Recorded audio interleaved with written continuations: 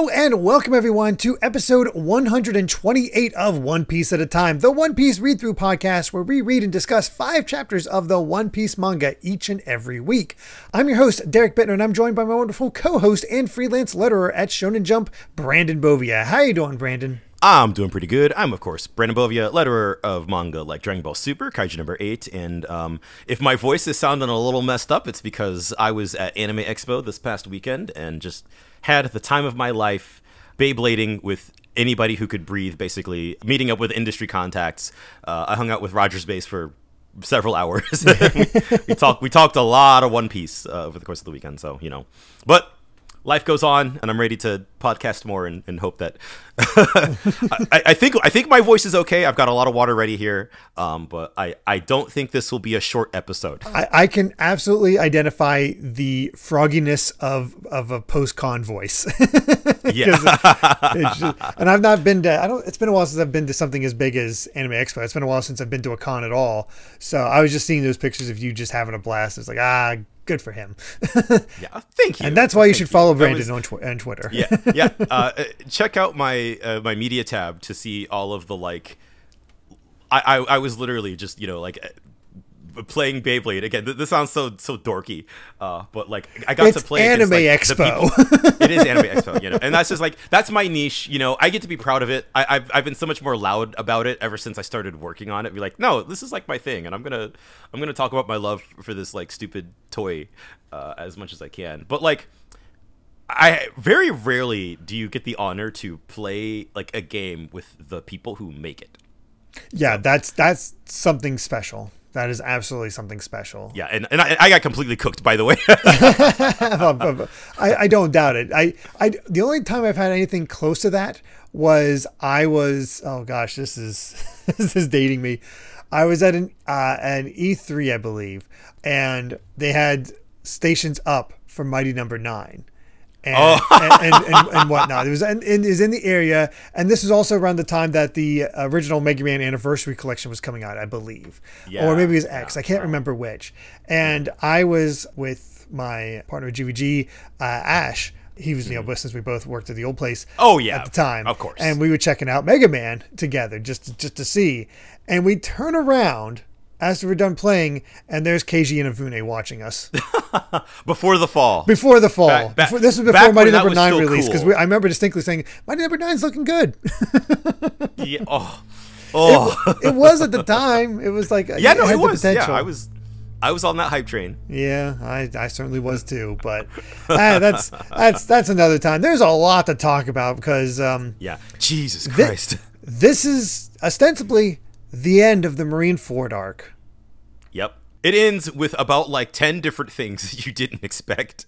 Yeah. This is just off the rails. I think one of the chapters in this set just sort of... Oh, it was crazy things one after another. Yeah, something like that. It's Oda knows. Yeah, he knows. Yeah, all right, it's just full bonkers at this point. Yeah. And you're what else could happen? Luffy's out, Ace is dead.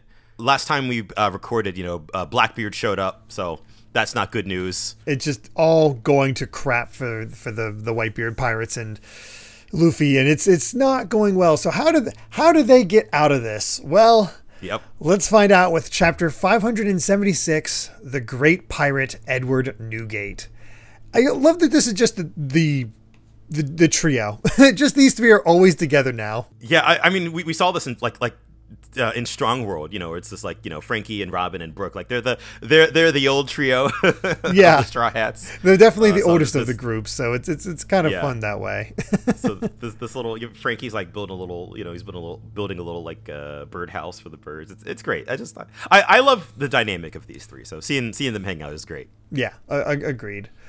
Mm-hmm. But last time, as you said, Blackbeard showed up with this really giant guy that I pretty much is the same size as Oars, is the best I can get a sense of. And the Marines are definitely freaking out. It's those are all death row prisoners from level 6 of Impel Down. What are they doing here? Because their entire existences were supposed to be erased. And then we start getting introductions. It's that's pirate San Juan Wolf, the great battleship. That's the giant guy. There's Avalo Pizarro, the corrupt king. Heavy Drinker Vasco Shot, Katarina Devon, the Crescent Moon Hunter, and of course, former Chief Jailer, Shiryu of the Rain. And you pointed this out to me, and I remember it, and I actually did remember this. It's like, oh, I recognize those names. Yes. This was chapter 5, I think 38. Back in Impel Down, they name dropped some of these folks of like, in the context of like, oh yeah, like level 6 is where we keep like the baddest of the baddies. Yeah. And so the sort of reveal here is like, because you kind of think back when we saw Blackbeard at Impel Down, the vibe you got was that he was there for Shiryu. Like, no, he got one hell of a deal out of it.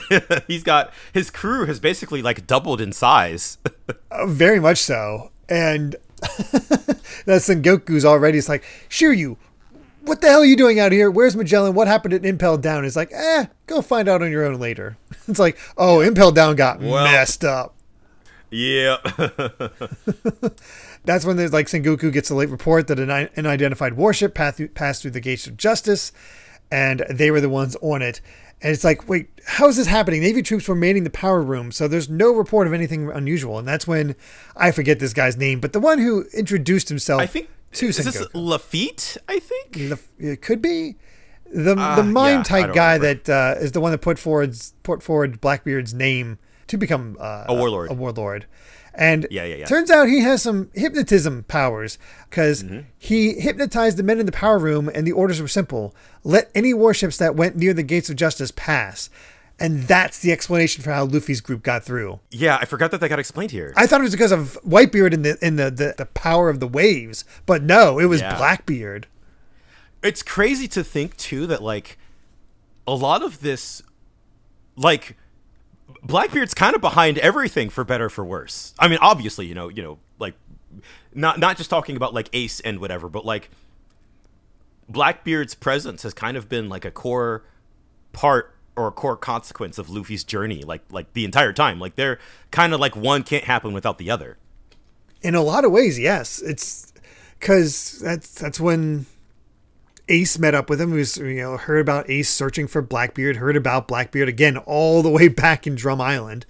And just, the initial meeting at Jaya, Luffy potentially tying into Blackbeard's plans to become a warlord, and just everything related to it. It's just like, this is the culmination of all those little nuggets that's been laid. Yeah, hell, I don't think he would have been able to escape Impel Down if Blackbeard hadn't showed up and crashed the party and just caused, more chaos.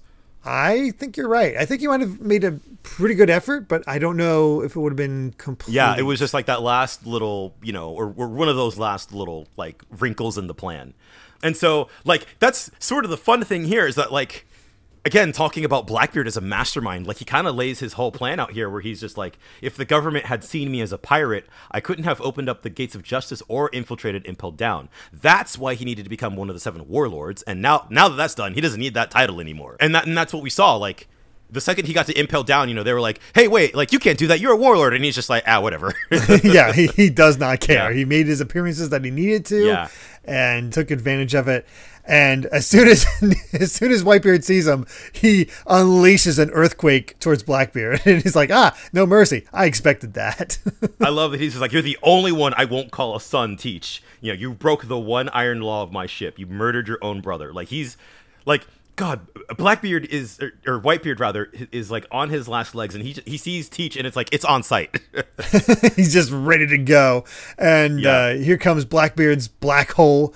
And he's like, hey, I respected and looked up to you more than anybody, but you got old. You couldn't even save one of your own men from execution. Hey, I spared his life on Bonaro, so it was a waste because you let him die still. Oh, man. And that's, that's cutting. And I love this, too, because, of course, you have Blackbeard, relying on his devil fruit here, where, he's just like, your powers won't work on me now. And then Whitebeard just rolls up and just slashes him in the shoulder with his halberd. Yeah, he blocks what would have been the earthquake hit with the black vortex, which seems like, you can't do it. And then he just slashes him with the freaking halberd. It's freaking wonderful.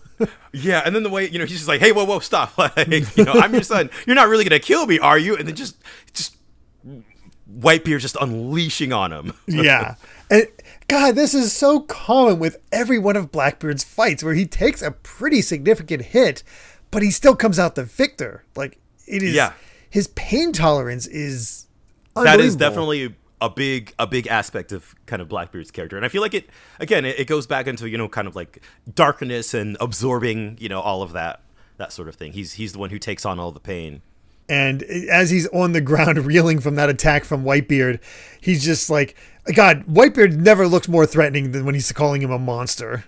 Yeah, right. Again, just like his face half melted, shadowed out, like can't even see the pupils of his eyes. And Blackbeard just shouts out, "Get him!" And the entire Blackbeard crew just unloading guns and stabbing him as he just stands there and takes it. And his whole crew just like looking on in horror, you know. It's an unbelievable spread just seeing what what Whitebeard is standing up to at this point. And I think, you know, like, obviously you would know at this point, like, Blackbeard fights dirty, right? Like, he's not going to fight honorably. He's here for Whitebeard's head, and he's just like, all right, we're just going to, you know, we're going to jump him. And it takes, his whole crew jumps him, and he's still not down, really. Like, he's obviously going to die. This is his final moments, but, like, he's still up. Yeah. And despite all that, he flashes back to what I assume is like their final meeting, the final meeting between Whitebeard and Roger. And I think so, yeah. He's like, they're sharing a drink in the same way that Whitebeard did with Shanks. Yeah. It's very much of an accord, and we see all the cherry blossoms, which makes me suspect where this is actually happening. Oh, you're right. I hadn't even thought about that. No, you're so right. No, yeah, 100%. Yeah, you're right. And also, that makes sense. Just. Oh, really? Oh, for what you're guessing, yes, that makes sense. There is a good reason for that. Oh, God. And Roger just says, "Hey, you want me to tell you how to get the Raftel?" It's like, nah, I won't go even if you tell me. I'm not interested in that. It's like, and just like, they're getting my name all wrong. I'm Gold D Roger, not Gold Roger. And that's when Whitebeard says, "Oh, I see people with that D from time to time. There's one called Teach in my crew. What is that D thing anyway? Oh, you want to know? I'll tell you." And we don't. And that's where it ends. That's where it ends. Of course, we're gonna see that like probably like 24 more times. Oh, I'm throughout sure. the series, where we are like moments away from like, what the hell is this D thing? And we're just like, cut. We're not gonna know. The biggest clue that we get though is that Whitebeard just looks at Blackbeard and says, "You're not him." Oh, there are a couple of things I do want to talk about with this flashback, though, that I think are really interesting. Okay. The first is actually, and I hadn't thought about this until right now, that why the government is calling him Gold Roger instead of Gold D Roger. And I guess this does kind of get extrapolated a little bit on the next couple of pages, but it is kind of like, maybe there's something about this D that they don't want people to know about. Yeah. It makes you wonder if it has... Like the immediate thing that comes to my head is like maybe it has to do with the Void Century, some connection to the Void Century, especially with what Whitebeard says, and we get his final words. And excuse me for just saying all of this. Oh no, yeah, right ahead. The man Roger is waiting for is definitely not you, Teach. And it shows Luffy, just as there are some who inherited Roger's will, someone will eventually do the same for Ace. You can sever bloodlines, but their flames will never be extinguished. It has been passed down like that since ancient times. Someday, one will arise who will challenge the world and shoulder centuries of history. Sengoku, you and the world government fear the great war that will come to this world one day. I'm not interested in the treasure, but when it's found, the whole world will be turned upside down.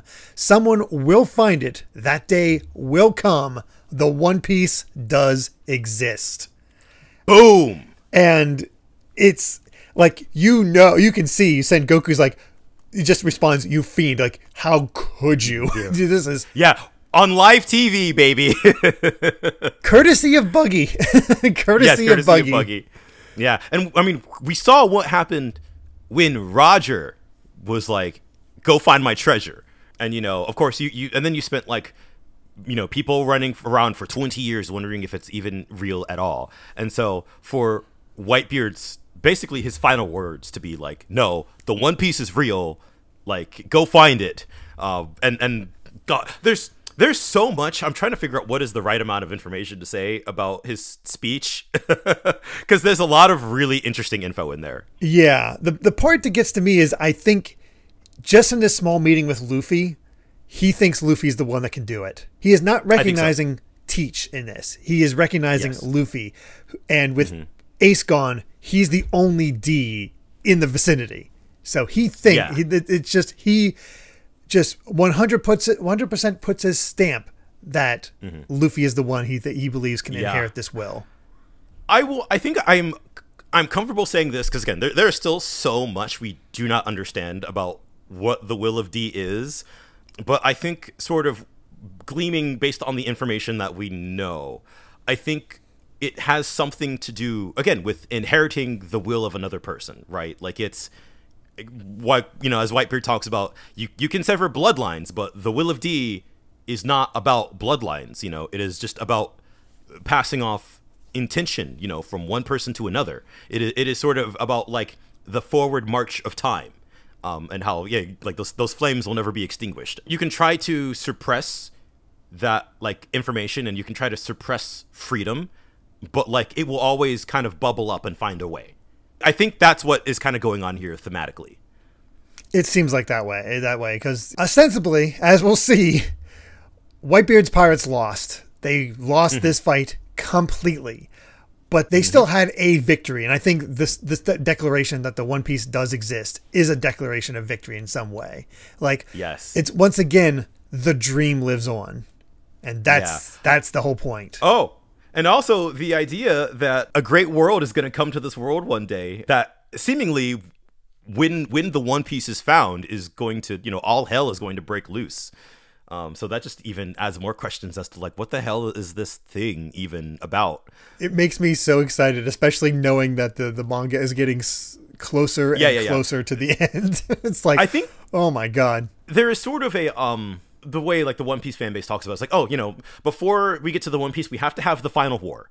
Or we find the One Piece and then the final war happens.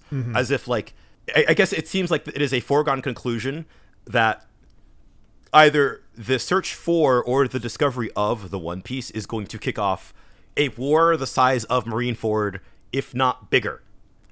I think it'll be bigger. Something that involves the entire world. And I think the most I can say right now is that the manga seems to be trending in that direction. It seems like if there is going to be some kind of final war, again, either because of, before or after the One Piece is discovered, like, I think that is going to happen. I'm of the belief that we'll find out what the One Piece is before the war happens. Like, it'll be discovered. I think it'll be intermixed, where it's like the battle to get to the One Piece, the discovery of the One Piece, and then an increasing amount of, like, here's the final stand type of thing. Now that we know what the One Piece is, I think so. I like it. These final words from Whitebeard really are kind of like one last, like, promise, like one last statement of intent from Oda. Like, the end of this manga, and God, what we're reading right now was like 15 years ago, maybe at this point. So to really kind of, like, lay down that statement of intent, like, no, the world is going to get turned upside down once it's found, and, like, it is real. It is whatever it is. It does exist. As we've mentioned time and time again, Oda likes to put breadcrumbs to show where things are leading, and this is a declaration of what the ending is going to be like. Yeah, for sure.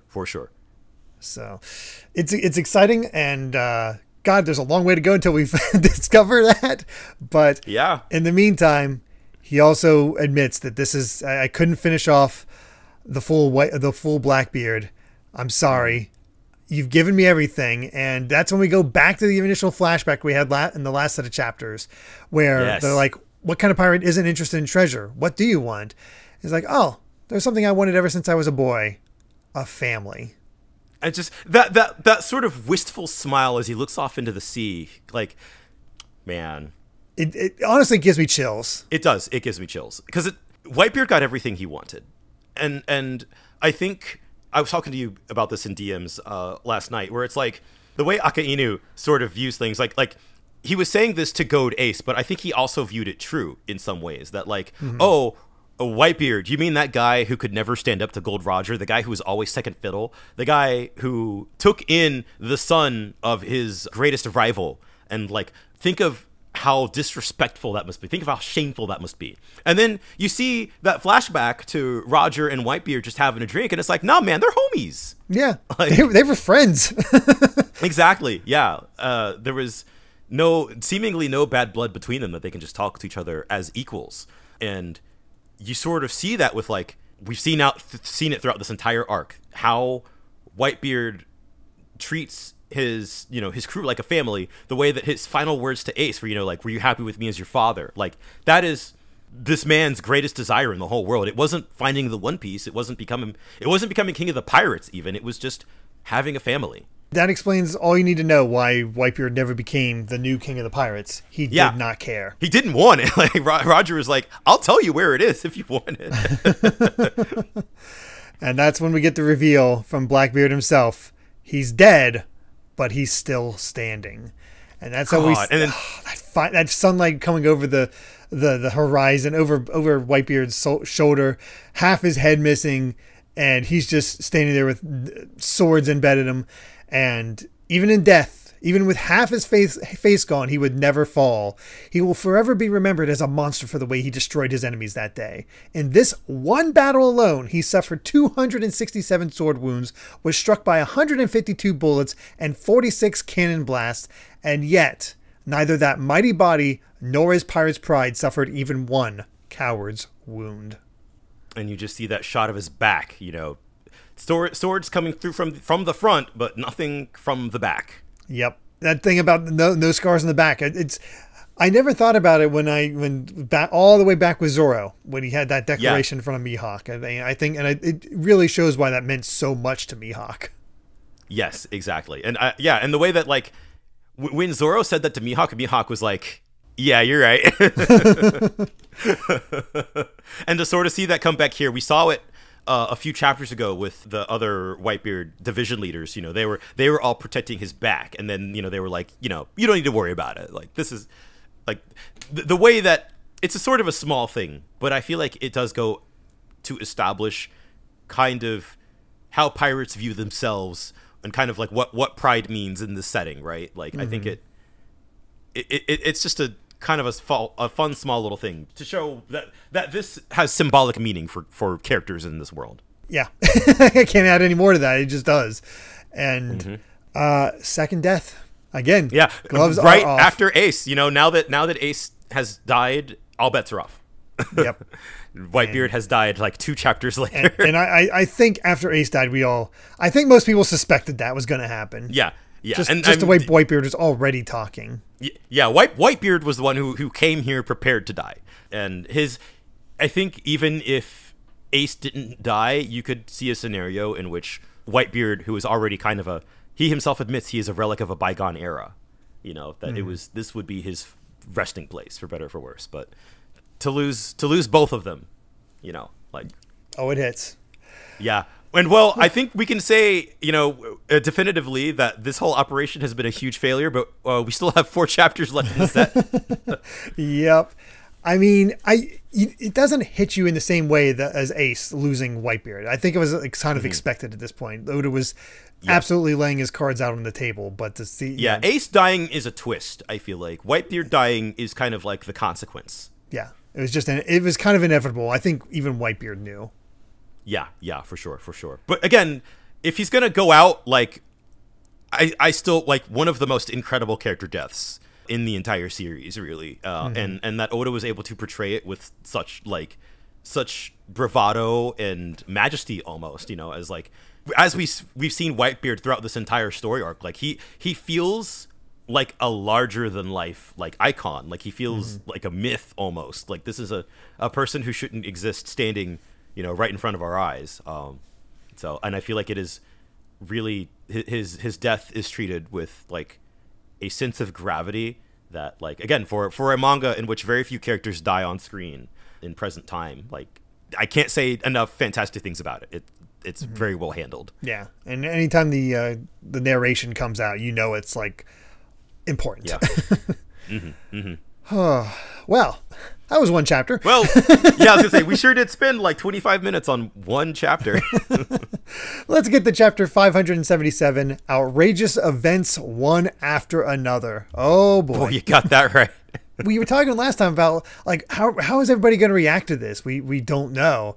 And we get small snippets where the news is going out and we see certain places absolutely cheering that Whitebeard is dead. Like, you get that news that Whitebeard is gone, Ace is gone, and they're cheering. And other people hear the news and they're sort of more shocked.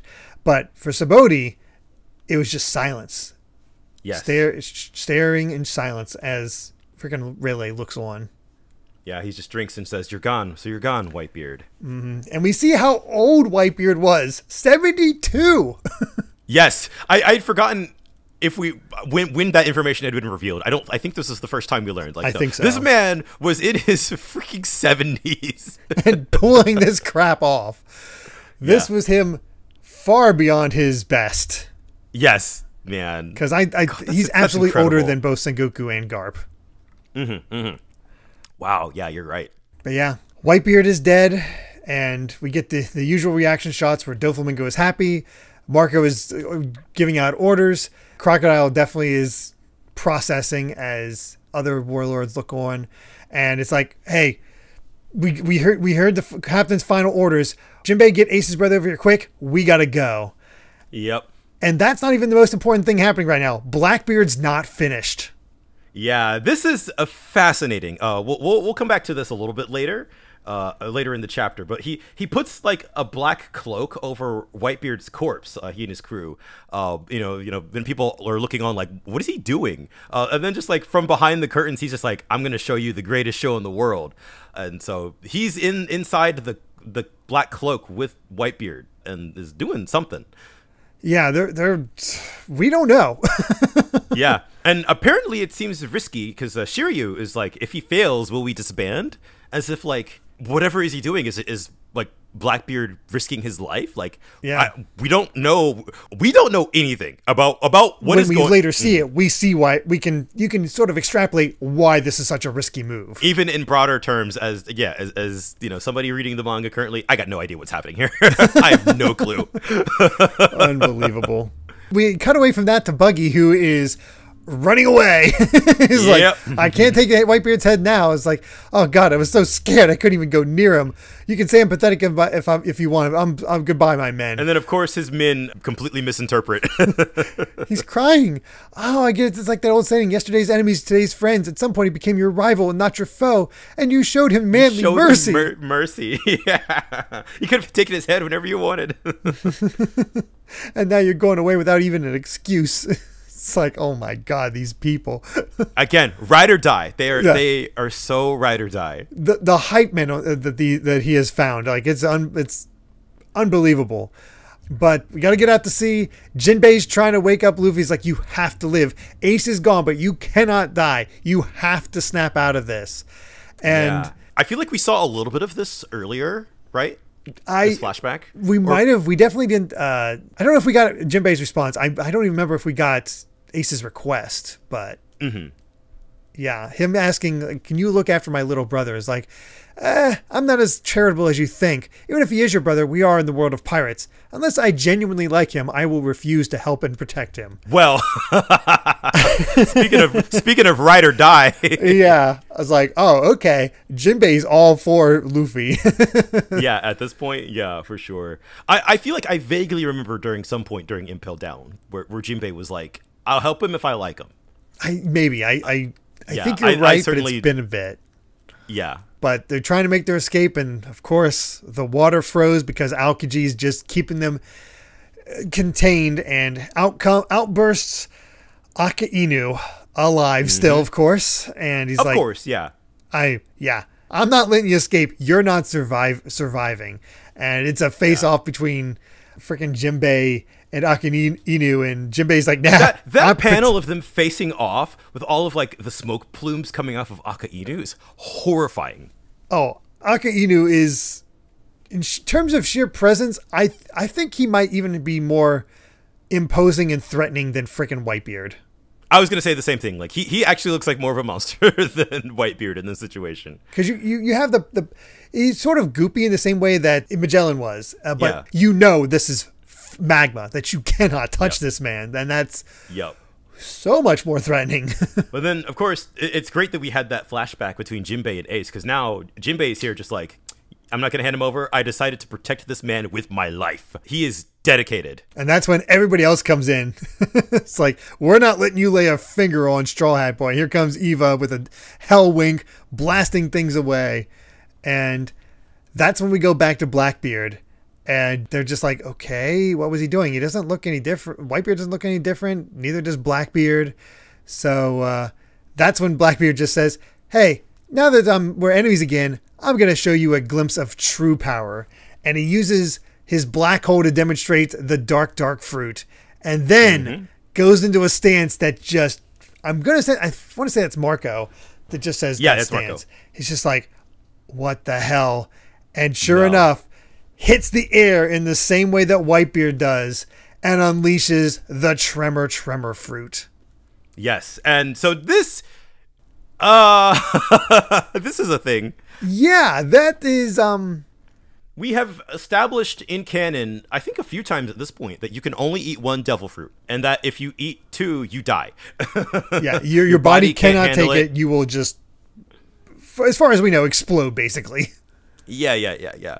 And so here's, this is, again, we don't know how he did it, and we don't know why he can do it, and if you're still caught up on the manga, we still have no idea, which how closely Oda plays his cards to his chest sometimes, and I think the way that he is sort of like here at like what is kind of the lowest low point for everybody, and now here is the villain who basically found a way to break the rules.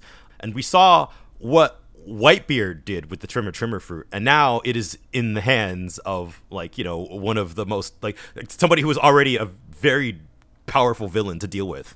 I mean, you get the sense that Whitebeard showed at least some restraint, because you could just look at what Blackbeard does to Navy headquarters. That feels like so much more devastation than what Whitebeard was doing. Or maybe it's just a culmination. It's like, oh, this thing can't take much more because of all these earthquake attacks that it's getting.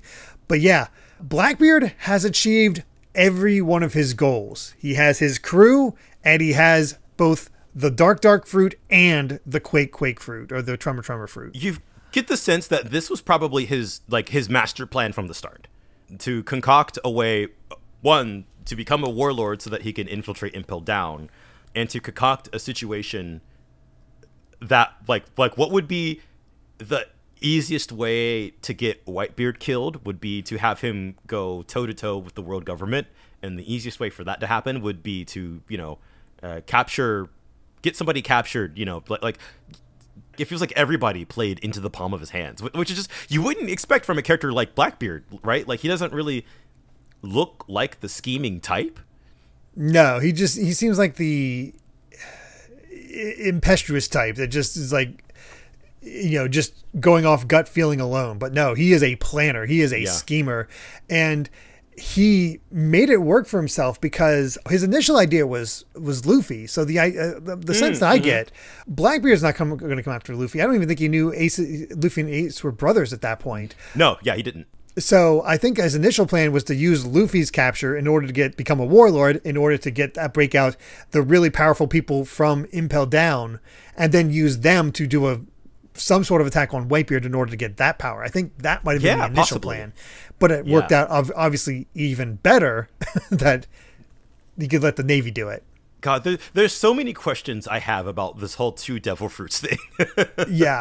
And you get just from that one Marine, just like, oh God, we thought Whitebeard was dead, and that we don't have to worry about the tremor fruit anymore. But no, it's still out there thanks to Blackbeard. Which, again, I wonder how long it takes for a devil fruit to come back normally. I feel like I've said this before. We see it. Oh, okay, yeah, that's right. You did say that. You don't have to worry about that. Yeah, okay. Yeah. That is a question that will be answered at some point. And Marco's like, here's the strangest thing from all this for me. Marco's saying it's like, it's true that a normal person can't have two different devil fruit powers, but as you know, Teach isn't normal. His body is odd. Explain, please. What the hell does that mean? What does that mean? Oh, yeah, his body's weird. And so here's an interesting thing. This has always been my kind of theory. I think Blackbeard has maybe like somehow has two personalities, or like perhaps maybe even no, if not because of his like the dark fruit. I almost wonder if like his own shadow has like a conscious within them, kind of like what we saw in Thriller Bark. And so maybe there's something about him and his own shadow that have something at play here that sort of allows them to like kind of share a body that serves two different functions. I don't know. And so the running theory behind this is because of when they first ran into Blackbeard back at Jaya, there's this moment where Luffy and it feels almost like Luffy and Zoro feels like that there's two people there, where they're like, oh right, you know, they're like maybe they're like it's they maybe. So it almost felt like they could sense that there was somebody else there. And it's easy to assume that was his crew. Right. That we later see revealed. But it also could tie into this theory. Ooh. Mm-hmm. Ooh. Yeah. And so and I'm laying this all out as a theory because there is so little indication as to what this actually is that I feel like I can properly theorize without like spoiling anything. Because it really is just one of those like I got nothing, man. Yeah. Yeah, which is crazy that something from 15 years ago we're still like, what was up with that? We end the chapter with Blackbeard saying, hey, to the world and all you commoners who love boring peace, to the Navy, to the world government, to all the pirates, the future of the world has just been decided. As of today, my era begins. Dark ending. We get the bad ending. Yeah. Remember that this era is Whitebeard? No. Apparently this era is Blackbeard. And again, thinking about, we sort of got hints at what Whitebeard's role in kind of the balance of power, you know, like just with the emperors as a whole, but like we saw that there are places that have like protection because this is Whitebeard territory. So you can just kind of imagine all hell is going to break loose. And now you have like a wild card with Blackbeard. So like not only there are places potentially in the New World that have lost Whitebeard as sort of like a deterrent, but now Blackbeard is coming in and is just going to unleash chaos. Yeah, and he is all about that chaos. Yeah, and he is just, you know, he's debuting by bringing further destruction to the symbol of peace that is the world government. You know, by just laying waste to a marine fort that was already in crumbles. Oh boy. Well, let's see how this all goes with chapter 578. A gift for the new era. And yes, give us this piece of the straw hats. I miss the straw hats, man. Oh, these color spreads are so mean. I know. We have so much horrible stuff happening right now. We're all just like, yeah, we're hanging out with the birds. They're having a good time. All right, and yeah, we get into it, and headquarters is collapsing. It's like this place is done for. It's protected the world's seas for hundreds of years. Look at it now. People of Sabaody are just like, oh God, what's going to become of this world? What is happening? Yeah, and like Blackbeard's going full on like villain speech mode, where he's just like, I can feel the power coursing through me, and he's just like, I'm gonna sink Marineford to start.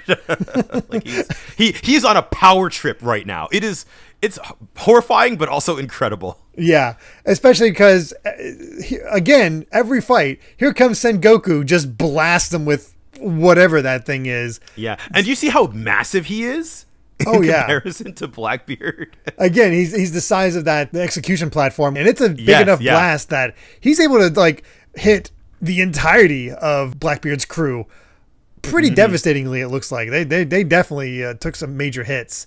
And Sengoku's just like, nah, the fortress can be rebuilt, but the island is the hub, and the citizens of the world who fear an invasion of evildoers, this is an ominous day, but justice will never be defeated. So don't you think about sinking this island. God, this really feels desperate at this point. Yeah, it's like the desperation on all sides, like for sure. And while this is all going on with Blackbeard, Ika Inu is still laser focused on freaking Luffy. Bro's locked in. He takes out Inazuma and Eva, and it's like, hey, hand him over. I want him. And then I love poor Jinbei here. I have to get to see. He jumps off, and it's like, it's for ice. Here comes Aki Inu, and Jinbei, as he's falling, tries to attack him back, and it just does nothing. And once again, Aki Inu pierces the back of Jinbei as he's trying to protect Luffy. And man, it's still enough that it goes through and hits Luffy. Both of these guys, man, they're already on death's door, really. Yeah, and that's enough to knock away Luffy's hat. And Jinbei, still alive, definitely not as bad of damage as Ace was, but he's just like, oh God, because of me, you're suffering even more wounds. I'm so sorry. Yep. And Akinu is like, hey, shouldn't you worrying about yourself? And it's your fault I missed. If I'd pierced its heart, you wouldn't have to suffer. But I'll burn a hole in his chest. And that's when all of a sudden, here comes freaking Crocodile with a saw blade. Secret MVP. Like, he has shown up in the most random places. Like, he stopped Ace from getting executed too. Or he's just like, boom, all right, yeah. Like, he's just showing up to mess with people. You don't know where he kind of stands with that. And I don't even know if he knows where he stands with this. I don't think he does. It's just like, well, hey, I think he doesn't want the Navy to win. That's for sure. You definitely get that sense. And it's like, hey, somebody catch them, put them on a ship. If you want to protect something, do it right. Don't let them have their way. And I think that's the key thing. He doesn't want to let the Navy get away with things. And even better, the one to catch them is Buggy. Yeah, Buggy, who's so high up in the air. Escape. And they're like, oh, he saved Straw Hat. And Jinbei, you only pretended to run away. It was all a plan to save Straw Hat because you escaped impelled down together. You're so noble. And he's like, what? Yeah. It's like, what are you guys doing up here all covered in blood? And then here comes Akinu's fist with another great Buggy pose. I love that face, from Buggy. He's just like, ah! I love the fact that Oda can, like, let's be honest. There's a little bit of humor here. But it's also Oda taking basically the Mr. Satan trope from DBZ and just cranking it up to 11. Complete fool, proving himself useful again and again, and also being thought of as much greater than he actually is. Yes, and time again, he seems to, like, get at the right place at the wrong time just because he's so self-serving, but he can't escape it, he's sort of forced into doing the right thing. It's great. It's like, oh, you saved us, Red Nose. It's like, I don't care about that. I need saving. It's like, oh yeah, who you calling Red Nose? Yeah, this is the right amount of humor, I think, for what is such a bleak situation. And I love this. It's Akinu looking over. It's like, is every one of you willing to die for the sake of that kid? It's like, nah. That is the crux of the past, 50 chapters. Yeah, just the fact that so many people have started to recognize what Luffy's all about. And it's like, no. We witnessed firsthand his boundless determination and power. Ace protected him. Pops acknowledged him. It's our duty to send him off into this new era. Title drop. Who would have guessed that you of all people would be fighting for a noble cause, Whitebeard pirates? And I love the fact that that freaking Crocodile standing there with them. Right. Just ready to take him on. And and I really like this last bit too, where Marco's like, could it be that what you fear in him is the very thing that makes him our hope for the future? Which I feel like goes back to what Whitebeard was saying about Luffy during his final, or implied about Luffy during his final words about, sort of like inheriting the will. And is he the man that Rogers are waiting for? And is Luffy's existence going to be what makes everything go wrong for the Navy? And well, I feel like you kind of get that sense already that that's true just off of Luffy being Dragon's son, which is sort of true. That is, and especially in the way that I almost see like how highly that the world government views bloodlines, right? In terms of like, oh, if we can cut off the family, then that will solve all of our problems, basically. That's what they were trying to do with killing Ace to begin with, like with Gold Roger. And it makes a certain amount of sense because of how important bloodlines are with the freaking celestial dragons. Yeah, exactly. Derek, this will come into play later. this will come into play later. But yeah, the idea, the role that bloodlines play in the story, and sort of like pirate crews are kind of a rejection of that. You think about, everybody talks about the Straw Hats as a found family. You think about Whitebeard as like all he wanted was a family of his own. So yeah, no. Thematically, I think this is very, very important stuff. Yeah, and so and you definitely get the sense that Akinu knows this as well. It's why he's trying to nip this in the bud. Yep. That's when it just goes even further, where Sengoku or Blackbeard are fighting over there. The commanders and Akinu are fighting over here. The battle just won't end. Buggy, please do something. It's like, it's none of my business. That last part. Yeah. And then all of a sudden, a ship comes up from underwater, and you're like, what's that? And then you see the pirate logo, and you're like, what's that? Oh my, what the hell? The Jolly Roger, rather. Yeah, and then here comes Law. It's like, hey, Straw Hat and I may be enemies in the future, but our meeting now is the work of fate. It wouldn't be any fun if he died here, so leave him to me. I'm a doctor. I'll help him escape. Hell yes. What the hell? Where the hell did... I completely forgot that Law makes the save. We saw him leave Sabaody. We did. So that must have been when he made his decision, like, all right, I'm going to head out. Like, there was something about... I guess he felt the need to save Luffy in this moment. Yeah. Which, again, I think why that is will become a little bit clearer a little further down the line. And I will probably forget that this happened when it comes back up again. Probably, but it's fascinating because in the introduction of the supernovas, Law just seemed the most carefree. Not involved. He didn't take a special interest in the same way that Kid did, or mused about things. He just was silent the entire time. But he's the one that takes action here. That is actually a really good observation. And I've always felt that Law in his introductory scenes felt a little bit like Oda hadn't quite figured out how to portray him yet, and so. I think this might be the only bit we see of Law, or I don't remember if we see him at all in the next chapter. But this Law showing up right here feels a little bit closer to his characterization proper going forward. Okay, that's interesting. Yeah. Oh boy. Yeah. So much happening. There really is. So that's that chapter, and we do have an SBS. We get an explanation of what goes on in the heads of each of the Straw Hats. But everyone's heart is filled with friendship. Aww. Which is very cute. It's hard to make out a lot of them. I think Frankie's is just pervert. Yes. And then Iron. Iron, yeah. Fight, run, lie for Usopp. It's kind of cute. But the more importantly is Whitebeard. And it's like, okay, can the affiliates of Whitebeard Pirates, I'll call the main force from here on, actually become an official division of the main force, or is that reserved for the people who had always been with the main force? So here's the structure. We got Whitebeard as the captain, and then we have the 16 division commanders. And this is what I didn't realize. All 16 of the division commanders are on equal standing. I did not know that either. Yeah, just because they're numbered doesn't mean they're more important. They're all equal. The entire Whitebeard Pirates are built around these 16 teams. Then there are the 43 affiliate pirates of Whitebeard. They're not actually part of the crew and act completely independently, but because they respect him, they will come to his aid at the drop of a hat. That's what they're in. And in Ace's case, after the Spade Pirates were disbanded, all of his crew joined the Whitebeard Pirates, so he became a division commander through that. I did not know that the Spade Pirates joined Whitebeard. That's actually really cool. I was kind of wondering what happened to them. I figured that was probably the case, is that they all just got integrated. They just focused on Ace because we don't know any other member of the Spade Pirates.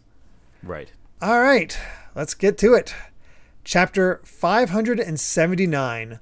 A Few Seconds of Courage, and that's such a good title. This might be my favorite chapter of the whole set. I think it might be mine too. This is my favorite. Yeah. Well, first off, I love that we've got another Vivi and Karoo cover too. Yeah, Karoo proving himself to be quite good at wood carving. Yeah. Although I got to say, wood Vivi is a little scary. A little bit, He's got work to do. Yeah, it's still a work in progress. We get into the chapter itself, and the Marines are reacting to the fact that Law has come in here, and it's like, oh wait, he's from that incident with the Celestial Dragons. Oh, that's right, he's in cahoots with Straw Hats, so we need to stop him. And meanwhile, Buggy's just like, who's this nobody? That's hilarious. What a hater. I love him. I know. And there's a Marine battleship headed straight for them. And all the while is like, hey, Navy personnel divide into two forces, pursue the Whitebeard pirates and intercept the Blackbeard pirates. And that's when all of a sudden Navy men start coming out of the ground because there's a passageway, and the fighting just breaks out anew. It just keeps going. It's like the war just keeps going. Like there's no impetus to stop. No, not at all. And they got what they wanted. You know, they killed Ace and they killed Whitebeard, but they want to just eradicate them at this point. Yeah. It's just this bloodthirst has taken over. And good on you, Oda. I don't know if it's obviously there's some changes, but I feel like you were able to reuse at least some of this shot for the rings from earlier. Yeah. Good. Honestly, good on you, because you've been putting in so much work. There's so many detailed, backgrounds everywhere, and just like again, Blackbeard is continuing his power trip, and like he's just laying waste to this whole area. It's just, I love that, you know, he's like, he can't control it too well yet. He's acknowledging that, but it's like, well, how do you like this power, Buddha, Sengoku, and Hero Garp? Think you can stop me? And you're all obsolete. He definitely has no respect for the elderly, despite him being one of the older people in the manga. True. But I mean, it's true. You know, it's kind of like they were talking about this before, of just like all of the folks from the previous era, you know, from the last generation are all kind of going out. For sure. And people are watching and just like, oh yeah, by the way, the earthquake whose epicenter is believed to be a marine force caused a tidal wave, so it's headed to Saboti. Please evacuate calmly to the northern islands so you can survive that. It's like, yeah, Whitebeard was holding back. Yeah, Whitebeard is holding back. That's what we learned here. And the pacifisters are still attacking.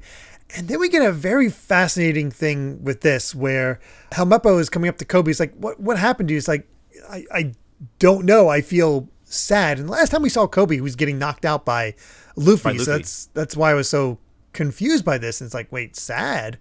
And there's like the voices in my head, they're disappearing one by one. And then we immediately cut to somebody getting shot. Line. And I didn't think about this until you mentioned it yourself. And it's like immediately clicked.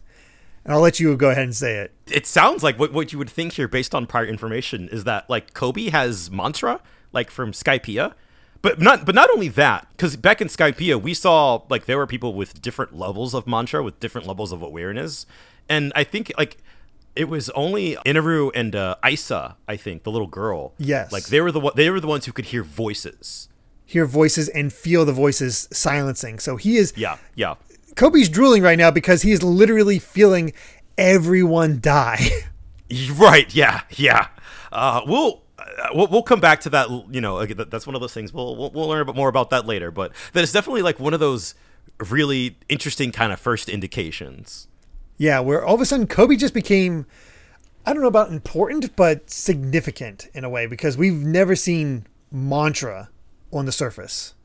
That is true. Yeah. This is really like our first indication of that. Yeah. Yeah. My thought was that hockey was the same as mantra, but now I'm not so sure. We'll get there. Yeah. We'll get there. It's coming up. Don't worry. Quina is nearby and she's like, everybody's like, get the pirates, kill every last one of them. And she's just like, man, they're still hot for blood. They're winning the battle, hasn't dampened their fighting spirits. And even Smoker's just like, something's wrong about all this. This isn't justice. Aki Inu is probably feeling it the most. Is like, do not tolerate evil, destroy the pirates. Well, he's burning a guy alive. It's like the two most affected are Aki Inu and Blackbeard. Yeah, well, they're both just they're kind of getting high on it, right? Like they're both just in the moment so much that it's just the war, despite having everybody's achieved their goals, like the situation is just escalating, right? Like even Blackbeard got what he came for. And yet he's not willing to escape. Like he's just like, I'm gonna just, you know, burn everything to the ground. You know, I definitely think it is really interesting that despite the main reason for fighting has like stopped, and yet it is sort of like almost in like sort of the innate nature of these people here to just keep fighting. It's the first time we've really seen fighting be just. Well, not first time, because we've seen the war with in Alabasta and whatnot. But it feels a lot like that, actually. Yeah, that's a good point. It feels more like drunk on power. It feels more like this is violence for violence's sake. This is no longer, like Smoker said, this is no longer justice. This fighting is all pointless. And and Kizaru decides to try to kill Buggy, misses him just barely. Again, love the face on Buggy. It goes through his coat. Yeah. I gotta say, good Buggy faces. So I doubt it'll happen, but I so hope the live action One Piece gets to this just so we get to see the Buggy actor do these scenes. Yeah, even Impel Down, honestly, I would love to see the live action get as far as they can, just for more Buggy shenanigans. And yeah, Kizaru is after Straw Hats as well, and Buggy's like, I don't know who you are. Good luck with it. Take it. He just yeets him. I was like, I don't want anything to do with Straw Hat right now. And good old Jean Bart, who was rescued from Sabodi's slavery, catches them and is like, dive, gotta go away. And go. The bear is like, oh, he looks terrible. Is he even alive? That's when I forgot that, like, all right, they called Law the Surgeon of Death. I didn't realize he was a doctor. No, he is actually the Surgeon of Death. Yeah, it's quite literal. Yeah. Just as they're trying to escape, just as Kizaru is about to take out Law, that's when a voice rings out just saying, that's enough. And it actually gets everybody to stop. Kizaru, Marco, Aki Inu, everybody just rings out. And we even see somebody fall. Freaking Kobe might not only have mantra, he might have hockey. That actually, that's not how I interpreted that, but you might actually be right. I think that might be what this is. Yeah, because interesting. It's definitely not as strong as Luffy's, but the fact that he is definitely not as strong as Luffy, but still able to get these immensely powerful people to stop. Yeah, and the fact that somebody actually falls from that. I mean, it could just be as a result of the fighting. It could be. Yeah. So it's not clear, but you're on the right track also.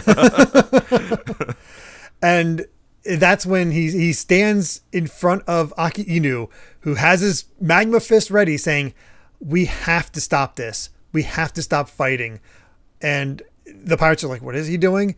And a Navy man is like, somebody help. And he's like, it's a waste of human life. Each and every soldier has a family waiting for him at home. We've achieved our objective. We've broken the pirates. So why are we chasing them? It's not necessary. It's pure bloodlust.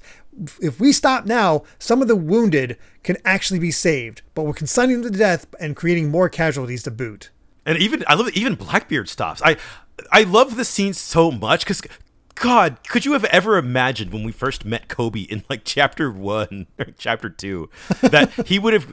I mean, obviously he has been going through it this entire arc, this entire war. Where like we saw him try to escape, and we saw Aka Inu just like torch a guy completely, which got him back on the battlefield. We saw him, try to stand up to Luffy and just, wasn't even close.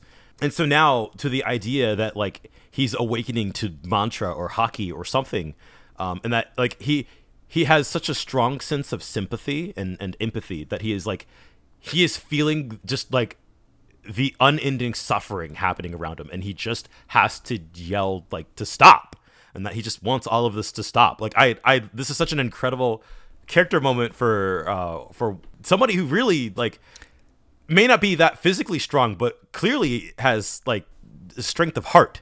Right. This is the same boy who was afraid to stand up to Alvida, but was inspired by Luffy. Yes, exactly. I remember early Kobe where you just think, oh, this kid's such a waste. Like, say, so annoying. He's just not strong. He's just freaking out all the time. He's one of those characters.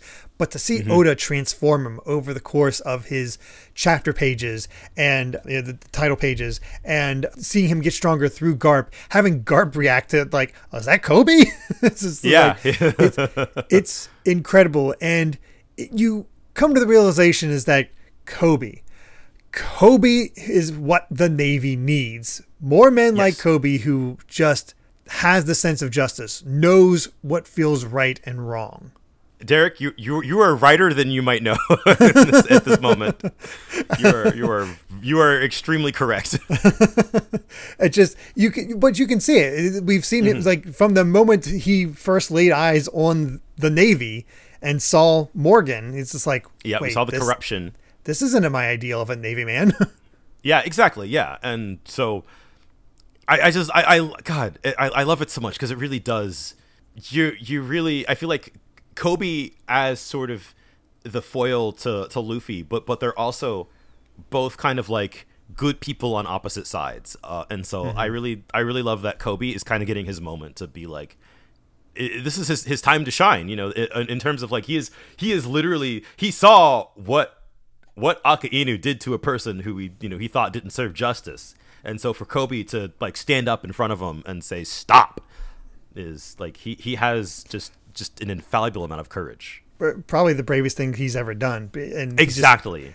Akinu even admits it, like says like, "You've cost me precious seconds. A soldier who doesn't serve justice has no place in the Navy." And he's getting ready to kill Kobe. He's like, right, and he's just like, "I'm gonna die, but I said what I said." No regrets.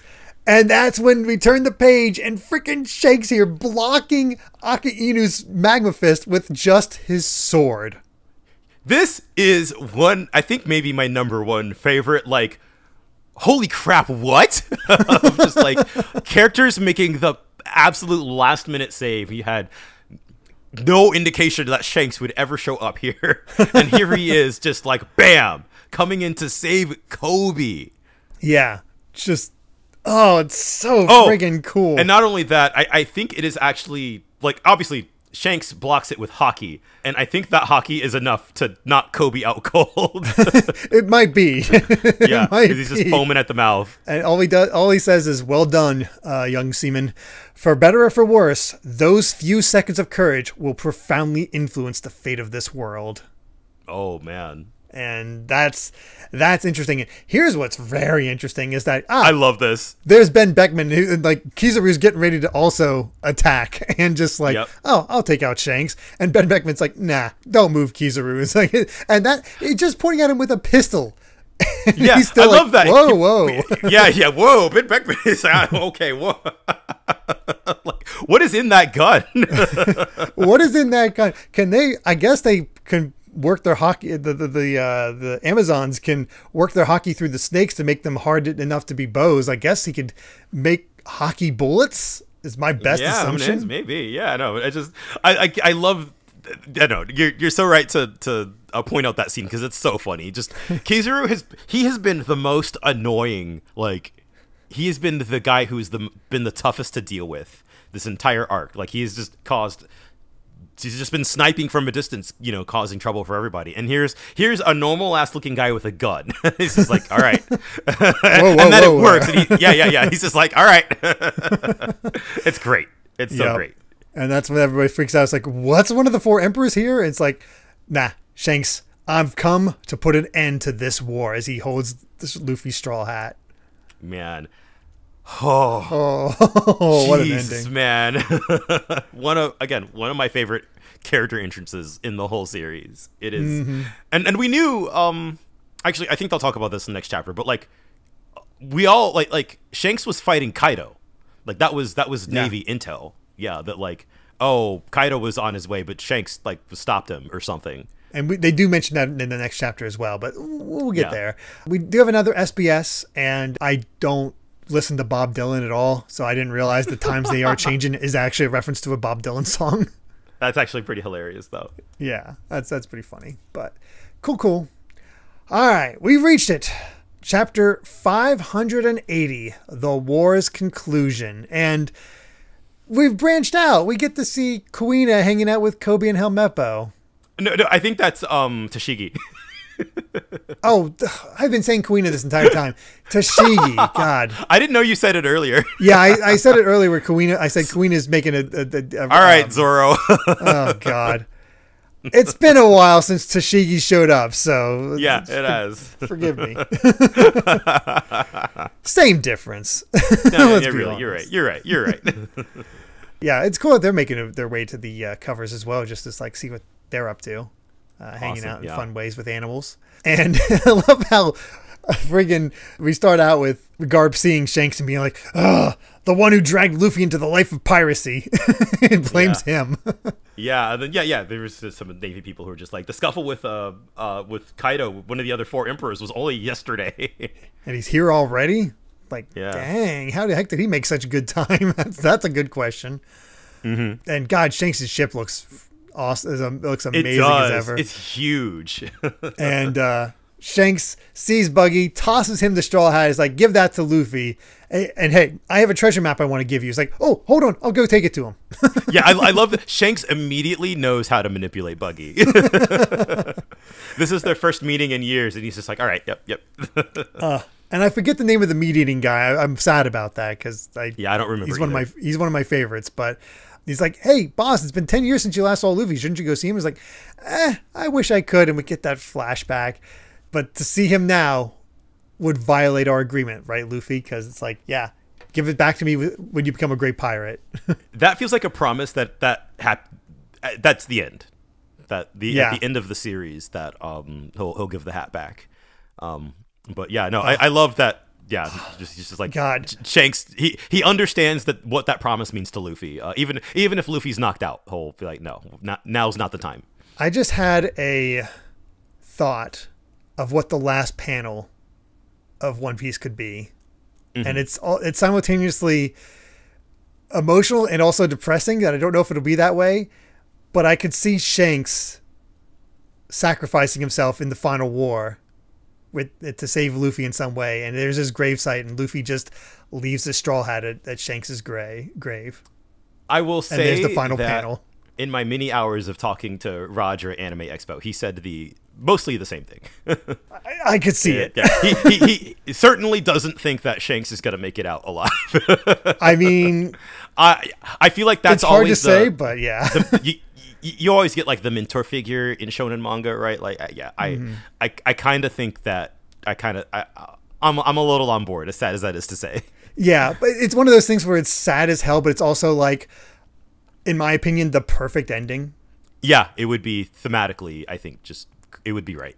Yeah. I have another theory about that. I'll talk about that after we record. Not that it's spoilery, but a little off topic. Okay. Yeah. Anyway, Aki Inu is just like, dang you, Shanks, you let Dragon's son escape, and Aokiji is trying to stop the submarine, uses his ice age, but it's just not enough. They're just able to below. Barely get out of there. Yep. That's when Kizaru takes the moment to use his Yasakani sacred jewel in order to send just all the light beams down to try to hit the submarine, and nobody can tell if it's actually gone or not. And that even Kizaru admits that's like, well, if they're still alive after that, we'll have to give up and just say they got lucky. Wow. That's when we see a Navy ship saying, follow that submarine, hurry. He's like, how? I really doubt they escaped the animals just now. It's like, no, they're alive. And we see that Hancock's there is like, you report to the Navy that I, as one of the 7 warlords of the sea, will finish off Straw Hat Luffy. And that's how she prevents any follow-ups. Like, man, freaking Hancock smart. Just... Yeah, all right, ready to play. You know what? I ship him. Yeah, the way she's really protecting Luffy is like, man, that is good on her. Yeah, and that's when Buggy finds out, oh, there is no treasure map. You lying jerk. It's like, I was in a hurry. It's been a long time, Buggy. He's like, don't give me that. Don't forget that I still hold a grudge against you. You just use me as your errand boy, and of course that just gets all the men following Buggy. Be like, he's standing up to Shanks, the warlord, one of the 4 emperors. He's amazing. We'll follow you forever. Oh my God. It's like, well, if I stay with them, I could safely get off this island. So let's do that. Buggy again, always out for himself. Oh yeah, and that's when you can really get the sense that the war really is over, because it's like, Hawkeye, where are you going? It's like, I agreed to fight Whitebeard. I never agreed to fight red-haired Shanks. They're friends, so he's not going to fight him. But no, that all makes sense. But it is very funny that he's just like, I'm here. We were here to fight Whitebeard. Like, I'm out. Yeah, I'm done. I'm good with this. That's when Shanks declares, "Is like, to go on fighting will only lead to more loss of life on both sides. But if you still want to fight, we'll fight you." And we get to see Shanks and all awesome his crew. Spread. I love that Yasop he's front and center. Got his star cape while his gun is strapped over his sides, giant belt buckle. He's so cool, man. He really is. I love Shanks' crew so much. It's such a cool spread. they all just look so chill. We got a few more additions as well. We got the guy with the dragon tattoo, guy with a monkey. yeah. They look like a good set of folks, right? They don't. I guess they look cool and imposing, but they're not like crazy or anything. Well, that's one of the things that you mentioned to me in the DMs last night. It's like, all these people are afraid of Shanks's crew, and then you look at them, they're just, compared to everything else that we've seen, they're just normal ass guys. Exactly. Yeah, they just look like people, which is kind of that's what I love about Shanks's crew. Like they just look the most normal. And you're just like, and we've talked about this before, but it's just like, what is Shanks, right? Like, how is he this powerful? Yeah, that is a question with a lot of very interesting answers that we still don't quite know the full story yet. But it is whenever Shanks shows up, you're just kind of like, oh crap. Yeah, I love it, and that's when get those murderous eyes on Blackbeard. He's like, "What about you, Teach? Or should I call you Blackbeard?" He's like, I'll pass. I got what I wanted. This is not the time yet for me to fight you. So. Man. Oh god, that just indicates to me that Blackbeard will be the one to kill Shanks. Ugh. Yeah. We talked about that too. Oh man. But they leave. Sengoku lets it happen, and we see the body of Ace, the body of Blackbeard. It's like, withdraw now and allow me to save face. A little rude, cutting to a panel of half of Whitebeard's face, but okay. Oh god. But yeah, everybody just sort of slowly stops, looks. And yeah, they just sort of settle down. And poor Kobe is still knocked out. He's out. He's out. And the only one that still looks extremely happy is Moria. He's just excited for all the corpses. Yeah, true. Just get panels of all the major players. And Shanks declares, "We'll see to the burial of Whitebeard and Ace. You've already broadcast the battle throughout the world. I won't allow you to go on making a spectacle of their deaths." And one of the guys is like, no, we need to show off their severed heads to celebrate our victory. He's like, no. And Sengoku's like, for what? First of all, it's like, what the hell? What they do to Roger's body? But I also love that, like Sengoku is on board with this. And I love that, like, I guess after all of this, you know, he's able to at least kind of like discuss this kind of cordially with Shanks. And it's just like, yeah, all right. I'll take responsibility. Treat the wounded. This war is over. We just end with, thus ended the greatest battle of the great pirate age. The Paramount War of Marineford will be carved deeply into the tablets of history. Wow. And that is our Marineford arc. As you said, no big party. No big party. Just yeah, certainly lick not. your wounds and get away from this battle. Yeah. That I said this earlier before, but like, I feel like it's kind of boring to be like, oh man, Marineford's like one of the best, if not the best arc in the whole manga, but like it is. It kind of just is. Yeah. It takes everything that came before, almost literally everything. Yeah. And just it is a culmination. Pays it off. It really does. Yeah, you're right. I can't say any better. It's a culmination of everything we've seen up to this point, which is why it's hard for it to not be the best so far. Maybe not the most satisfying way to end things, but oh, for sure, yeah. But I definitely think, I mean, because God, there's so much. Just talking about like the wrap up, but like because there is so much. It feels like a culmination, but also a vision into the future. It is sort of a vision into what the top of the world looks like right now. And it really feels like this is Oda's commitment to telling a story about the wider world of One Piece. That it feels like all of these things that were happening that were kind of above Luffy's head and kind of like happening in the background, kind of like, we don't need to worry about that right now. It not really relevant to Luffy's adventure.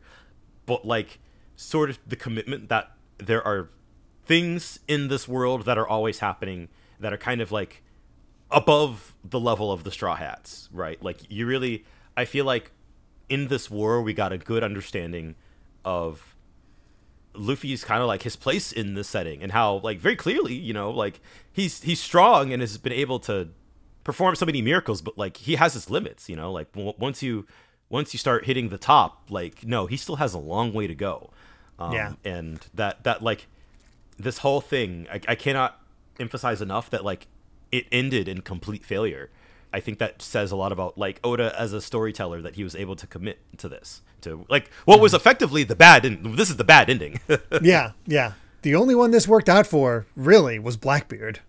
Yeah. Luffy didn't die. That's about as good as we got. Yeah.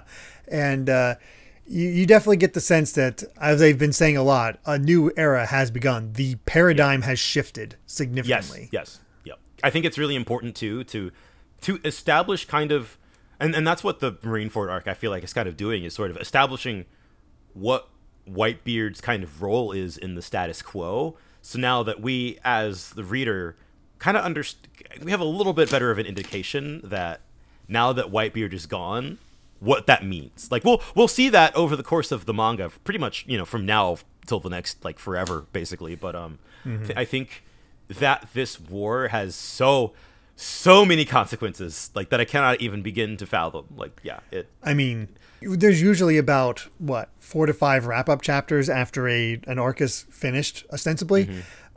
It's its own arc here. It's not a long arc, but there is a post-war arc covering all these things, and that's probably a little longer than Enies Lobbies, I think. Yeah, and this is sort of like, of course, I loved rereading Marineford, rereading this war, but like seeing sort of the fallout from it and seeing sort of the commitment again to the world and to the setting of like, well, everything's all effed up now. Like, what happens? What happens now? And it, just like, what happens now that like Luffy has lost everything? He went on this whole quest to save his brother. He lost his brother. He doesn't have his crew anymore.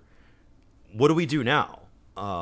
So I can't wait to really dive into the like, let's try to figure out what happens next and what's next for these characters in this world, because we do have a lot to unpack in terms of just, you know, even characters other than Luffy and the Straw Hats. Like, what happens now?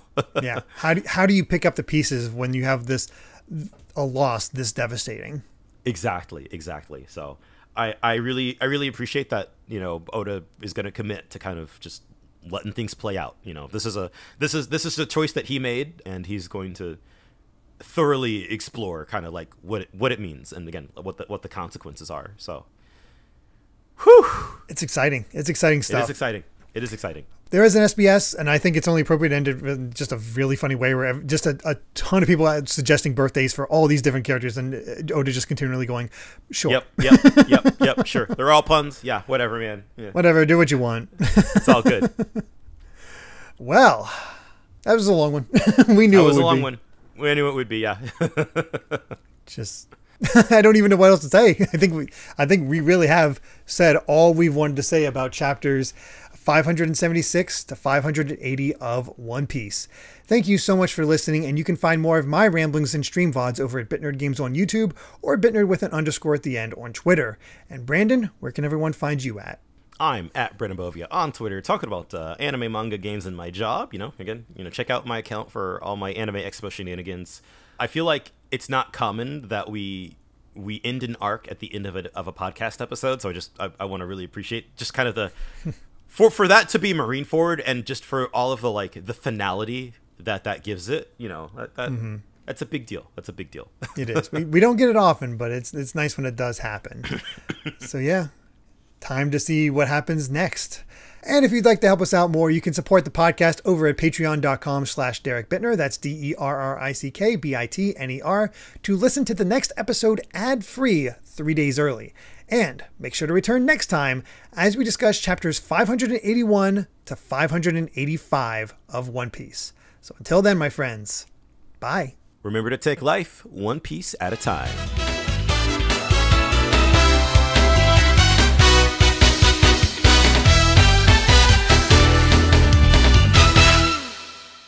There's no point in fighting anymore! There's no point in killing! It's over! We won! We can end this!